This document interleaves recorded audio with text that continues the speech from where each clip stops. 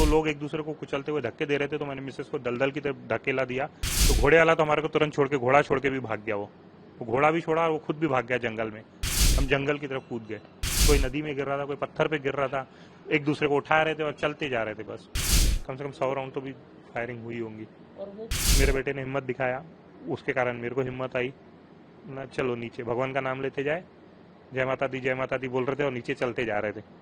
हम 8 किलोमीटर चले, 4 बार मैं फिसल गई, उसके बाद भी भगवान का नाम लेके इन्होंने और मेरे बेटे ने हेल्प की मेरी, तभी पहुंच पाए, नहीं तो आज हम यहाँ पे नहीं रहते थे। पर कुछ समझ में नहीं आ रहा था, हम बस चलते जा रहे थे, कूदते जा रहे थे। मुझे बताइए, उस दिन पहलगाम में आप थे, कितने बजे का समय था और क्या वाकया आपने अपने आंखों से देखा? एक्चुअल में एग्जिट टाइमिंग मेरे को ध्यान नहीं है, मोबाइल में से बता सकता हूँ, क्योंकि वीडियो हमने उसी समय खींचे थे 5 मिनट पहले।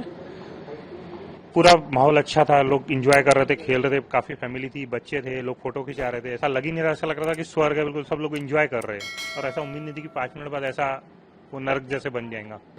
वो कौन सा मोमेंट था जब आपको पता चला कि कुछ हो रहा है? एक्चुअल में मैं लकी बोलूंगा, लकी हूँ कि हम क्या पूरा घूम के जो एग्जिट है, एग्जिट बहुत संकरा था, 15 बाय 60-70 फीट लंबा था, और उसका निकलने के लिए सिर्फ 4 फीट का एक दरवाजा था। और लकीली मैं उस 4 फीट के दरवाजे पे ही खड़ा था, उसको उस तरफ जंगल था, घोड़े खड़े रहते हैं दलदल में, तो लकी मैं वहीं पे खड़ा था। पीछे से एकदम से फायरिंग की आवाज हुई गार्डन में, जहाँ पे बोल सकते हैं। और लोग, पब्लिक जो है पूरी वो गैलरी में घुसी, 15 बाय 70 की 60-70 फीट की, वो पूरी भर गई। मैंने 1 सेकंड पीछे देखा, लेकिन तब तक वो पूरी गैलरी पब्लिक से भर चुकी थी। तो हमारे को उस गैलरी के उधर का, पीछे का नहीं दिखाई दिया जहाँ पे टेरेस थे, लेकिन कंटिन्यू फायरिंग हो रही थी। तो लोग एक दूसरे को कुचलते हुए धक्के दे रहे थे, तो मैंने मिसेस को दलदल की तरफ धकेला दिया। तो घोड़े वाला तो हमारे को तुरंत छोड़ के, घोड़ा छोड़ के भी भाग गया। वो घोड़ा भी छोड़ा और वो खुद भी भाग गया जंगल में। और फिर पीछे मेरी मिसेस को दलदल में धक्का दिया, मेरे बेटे को भी उतारा, और फिर हम कंटिन्यू, गोलियां चल रही थी, तो हमारे को उस समय दिमाग काम नहीं किया, हम जंगल की तरफ कूद गए। और जंगल की तरफ 7 से 8 किलोमीटर हम जंगल पहाड़ उतरते हुआ है, 8 किलोमीटर का रास्ता। वो जो पैर में चोट आई थी, वो वाकया क्या था? एक्चुअल में कैसे, वो 3 से 4 बार गिरे हैं रास्ते में। उनका पहली बार जब गिरे पैर मुड़ गया पूरा, फिर दूसरी बार गिरे, वो फिर भी कंटिन्यू चल रहे थे। तो मेरे बेटे ने, मैंने और वो खुद भी पकड़ के जैसे तैसे उनको 7 से 8 किलोमीटर का पहाड़ उतारे। फिर आपको कहाँ ले जाया जाया? एक्चुअल में फिर मैं नीचे आया, मेरी पर्सनल कार खड़ी थी वहाँ पे पार्किंग में। मैंने ड्राइवर को कॉल किया, ड्राइवर बोले मैं नहीं आ सकता हूँ। तो मैंने एक लोकल था वहाँ पे, आर्मी वाले को बोला कि मतलब मेरे को मेरी कार तक पहुँचवा दीजिए, बाकी कुछ नहीं चाहिए मेरे को, और कोई नीड नहीं चाहिए। उन्होंने कार दिए और उसमें बिठाए और मेरे को मेरी पार्किंग तक छुड़वाए। मेरी पार्किंग में मेरी कार खड़ी थी, फिर मैं अपनी कार में ही हॉस्पिटल लेके गया इनको। कैसा पैनिक सिचुएशन था? लोग क्या रिएक्ट कर रहे थे? कितना डर, कितना भय? डर बहुत ज्यादा था, लोग चिल्ला रहे थे, गिर रहे थे पहाड़ों से। जो पीछे मेरे से आगे भी काफी पब्लिक थी, मेरे पीछे भी पब्लिक थी, लोग गिर रहे थे, गिरते हुए आ रहे थे। कोई नदी में गिर रहा था, कोई पत्थर पे गिर रहा था, एक दूसरे को उठा रहे थे और चलते जा रहे थे। बस आपने पीछे क्या सुनाई दिया? लोगों की चीखें सुनी? एक बंदा मेरे बाजू में आया, रो रहा था, बहुत ज्यादा रो रहा था, वो यानी सिचुएशन के कंट्रोल के बाहर था उसको। तो मैंने बोला, उसको बोला रुक रुक रुक। मेरे भाई को बोले, मेरे सर में गोली मार दी, बोले मेरे सामने, बोले मैं अपने भाई के लिए रुका भी नहीं, बोले। और लोग जो बता रहे हैं कि धर्म पूछा गया, नहीं वो मेरे को मालूम नहीं, क्योंकि मैं एक्चुअल में एग्जिट गेट पे खड़ा था ना। ये उसमें लंबी गैलरी है 15 बाय 60-70 फीट की, उसके पीछे गार्डन है 60-70 फीट की गैलरी के पीछे। ये टेरेस वहां पे थे और गैलरी पूरी पब्लिक से भर चुकी थी, क्योंकि सब निकलने को देख रहे थे। अंदर जो 400-500 की पब्लिक थी वो निकलने को देख रही थी, सब भागने को देख रहे थे, जिसको जहां रास्ता है वो भागने को देख रहा था। तो हमारी जो गैलरी थी पूरी भरी हुई थी, पीछे का नजारा देख नहीं रहा था। और मैंने एक बार के पीछे दोबारा देखा भी नहीं पलट के, पूरा पहाड़ उतरने तक हमने पीछे देखे ही नहीं। गर्दन घुमा, टेररिस्ट कुछ पता है, आइडिया? 1 से ज्यादा होगा, क्योंकि कंटिन्यू गोलियां चल रही थी।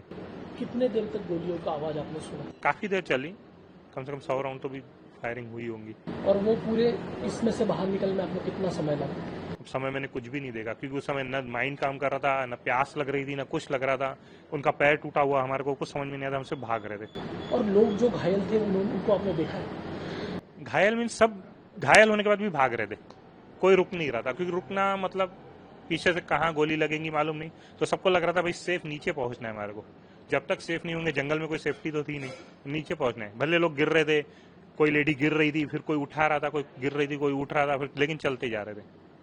अब आप सुरक्षित तरीके से वहां पहुंचे, तो उसके बाद यहाँ तक आने का सफर क्या था? मैं एक्चुअल में फिर वहाँ अनंतनाग में मेरे को डिस्चार्ज, मैंने उन्होंने एक्सरे वगैरह किए, बोले 2 जगह से एक्चुअल में एक जगह फ्रैक्चर हुआ, लेकिन आपने उनको फिर भी कंटिन्यू दौड़ाए तो दूसरा भी फ्रैक्चर हो गया। अब इनको बोले आप प्लास्टर वगैरह करना पड़ेगा, यहाँ पे ट्रीटमेंट आपको लेना पड़ेगा। मतलब मैं यहाँ पे ट्रीटमेंट लूंगा नहीं, मेरे को एक्चुअल में अपनी सिटी जाना है। तो मतलब आपकी परमिशन है क्या? डॉक्टर बोला मैं जा सकता हूँ क्या? तो बोले हाँ आप ट्रेवल कर सकते हैं, हम प्लास्टर वगैरह चढ़ा के दे देंगे और आपको दवाई या इंजेक्शन दे देंगे और आप जा सकते बोले, लेकिन आपको ट्रीटमेंट आपके शहर में जाके लेना पड़ेगा। बोला ठीक है, मैं वहाँ जाके लूंगा। फिर मैं श्रीनगर अपनी खुद की कार में ही आया, कुछ नहीं, हम खुद ही कर रहे थे सब। श्रीनगर पहुंचा, वहाँ पे होटल वगैरह किया, वहाँ पे रहा, कंटिन्यू फ्लाइट देख रहा था, कोई फ्लाइट नहीं मिल रही थी। तो मैंने विक्की कुकरेजा जी है उनको फ़ोन किया, मतलब ऐसी सी बात है और मैं ऐसी सिचुएशन हूँ, मतलब पैसे भी मेरे देने को रेडी हूँ, मेरे को सिर्फ एक फ्लाइट चाहिए यहाँ से निकलने के लिए, दिल्ली की हो मुंबई को, उसके आगे का भी मैं खुद कर लूँगा, सिर्फ यहाँ से निकलने के लिए एक फ्लाइट हो, क्योंकि मेरी मिसेस के पैर फ्रैक्चर हो चुके हैं और मतलब मैं रुक नहीं सकता हूँ यहाँ पे। हालांकि मैं डरा नहीं था कि श्रीनगर में ऐसा कोई ये नहीं था। तो उन्होंने ठीक है बोले मैं सीएमओ के पोर्टल पे बोले आपकी डालता हूँ और डिटेल वगैरह लिए डाले। और उसके बाद में फिर मेरे को मुंडे जी कोई है उनकी कॉल आई, थोड़ी देर में ही आ गई कॉल। और फिर उन्होंने कंटिन्यू मेरे को कॉल कांटेक्ट में, रात के 1 बजे तक मेरे कांटेक्ट में थे। वो मेरे से पूछ रहे थे आप कैसे हो, क्या हो, आपको फ्लाइट की टिकट मिली? हमला हाँ मिल गई, आपने टिकट दे दिए। फिर मैं एयरपोर्ट जा रहा था तो भी उनकी कॉल आई, बोले आप एयरपोर्ट के लिए निकले कि नहीं निकले? मैं मैं निकला हूं, आप टेंशन मत लो। बोले आपको कोई नीड है क्या? मैं नहीं, मेरे को कोई नीड नहीं है, मेरे को सिर्फ फ्लाइट की टिकट चाहिए यहाँ से बाहर निकलने के लिए, उसके आगे का मैं खुद ही देख लूंगा। तो बोले कोई दिक्कत नहीं, यहाँ से हम आपको श्रीनगर से मुंबई तक की टिकट दे रहे हैं, बोले आपको, मतलब कोई दिक्कत नहीं, मुंबई से मैं नागपुर खुद ही कर लूंगा, मेरे को कोई कुछ नहीं चाहिए, मेरे को सिर्फ यहाँ से निकलना है। पूरा वाकया, ये पूरा इंसिडेंस आपके दिमाग में अभी भी होगा? कितना आपको डर लगा था और क्या महसूस कर रहा हो अभी यहाँ आने के बाद? नहीं, उस मेरे को एक्चुअल में वही सिर्फ एक नज़ारा है जो लोग एंजॉय कर रहे थे 5 मिनट पहले, जो नज़ारे थे वो नज़ारे और बात का माहौल बहुत अलग हो गया था, कुछ समझ में नहीं आ रहा था।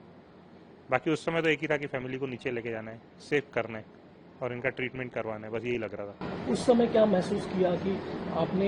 एक्चुअल में मेरे को सबसे पहला डर तब लगा जब गोलियां कंटिन्यू चल रही थी, डर लग रहा था, काफ़ी डर लग रहा था। लेकिन मेरे बेटे ने हिम्मत दिखाया, उसके कारण मेरे को हिम्मत आई ना, चलो नीचे भगवान का नाम लेते जाए, जय माता दी बोल रहे थे और नीचे चलते जा रहे थे। अभी भी खौफ है उस चीज का, आंखों के सामने वही गुजर रहा है जो देखा है हमने। कैसे पहुंचे वो हमको पता, सिर्फ भगवान का नाम लेके पहुंचे हैं। 2 मिनट का फासला था, नहीं तो हम यहाँ तक आज नहीं रहते थे। पीछे मुड़ने का टाइम ही नहीं था हमारे पास कि हम पीछे देखें कि क्या हो रहा है।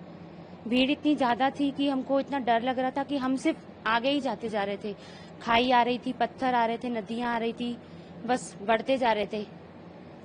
8 किलोमीटर की दूरी पर, यानी हम 8 किलोमीटर चले, 4 बार मैं फिसल गई। उसके बाद भी भगवान का नाम लेके इन्होंने और मेरे बेटे ने हेल्प की मेरी, तभी पहुंच पाए हैं, नहीं तो आज हम यहाँ पे नहीं रहते थे।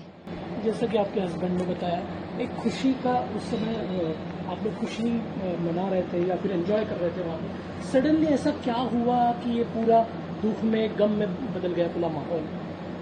वो अभी बता नहीं सकते हैं, क्योंकि जब हम उस टाइम पे थे, घोड़े से उतरे, घूमे, तब इतना अच्छा लग रहा था हमको।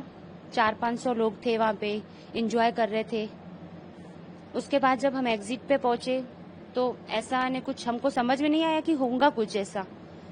बस पीछे से रश ऐसे दौड़ते आ रहे थे पीछे से, और गोलियों की आवाजें आ रही थी। तब हमारा माइंड काम वो तो कर रहा था, पर कुछ समझ में नहीं आ रहा था। हम बस चलते जा रहे थे, कूदते जा रहे थे, और बहुत डर लग रहा था कि हम जा पाएंगे कि नहीं, क्योंकि लोग बोल रहे थे बस चलते जाओ, रुकोगे तो कुछ फायदा नहीं है, बस चलते जाओ, जितना भी दूर हो। पूछ के भी जा रहे थे कितना किलोमीटर है, कितना किलोमीटर है, नीचे उतरते जा रहे थे।